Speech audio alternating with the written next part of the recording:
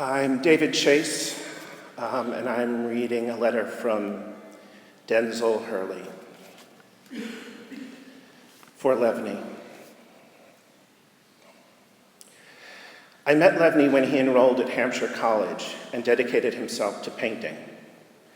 From the very outset, he distinguished himself for his commitment and hard work while being a most accessible, friendly, and involved individual among the plethora of individuals that was Hampshire College. Lev excelled as he developed as a painter.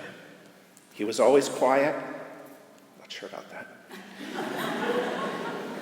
Sorry. Never obtrusive and totally respectful to everyone.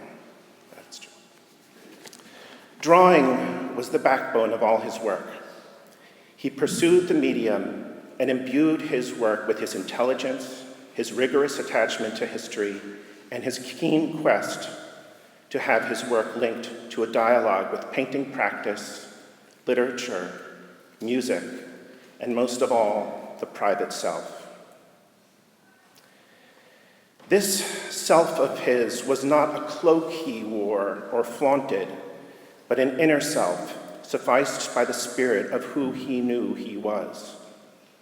Levni did not hide or deny his own fragility, but helped others to recognize theirs and become more open, more subtle, caring, and committed.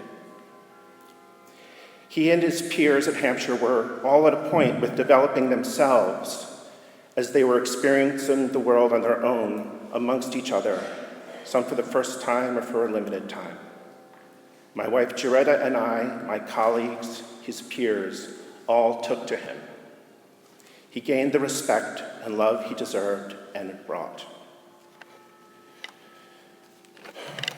We maintained contact after Hampshire, and I was delighted at his pursuits and accomplishments at Yale. I could see that here was a person who would continue to open the interior doors of the practice with his ideas and his work while forging new territory in the field. I felt time was on his side, and I admired him for not being in a hurry.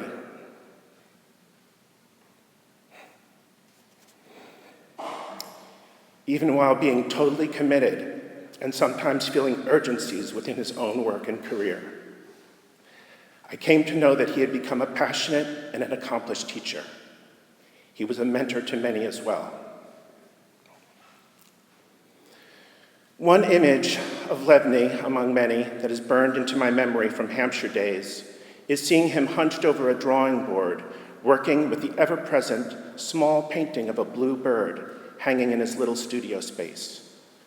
He was totally engrossed and lost in his work while his little protector watched. Levni's sense of being alone, purposeful, and his attachment to the beautiful was present in that bird image as much as it was in him when you really knew him.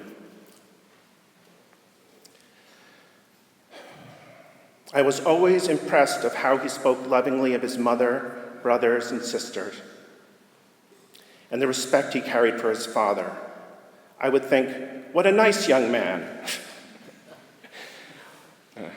Levni always meant what he said, and what he set out to do as much as he was so fully aware of challenges. He painted and drew to make his presence count and to have his efforts point to meaningful expressions and connections. What a delight to meet and come to know someone who you can see like a son, as a friend, a peer, a brother, a painter, and a good soul.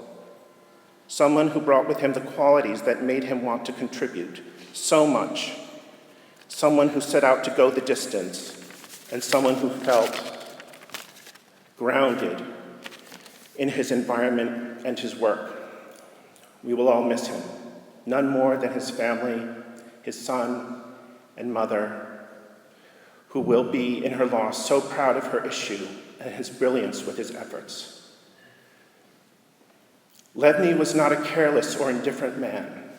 Just look at the love, the time, his keen perception and care within and for his work. He simply asked the important questions and wanted the total union of all that is good, but disparate, and sometimes even remote. He continued to want what he accomplished in his work and what he recognized and needed in his little blue bird. We feel his loss and offer our heartfelt condolences with best wishes to everyone concerned. Denzil Hurley.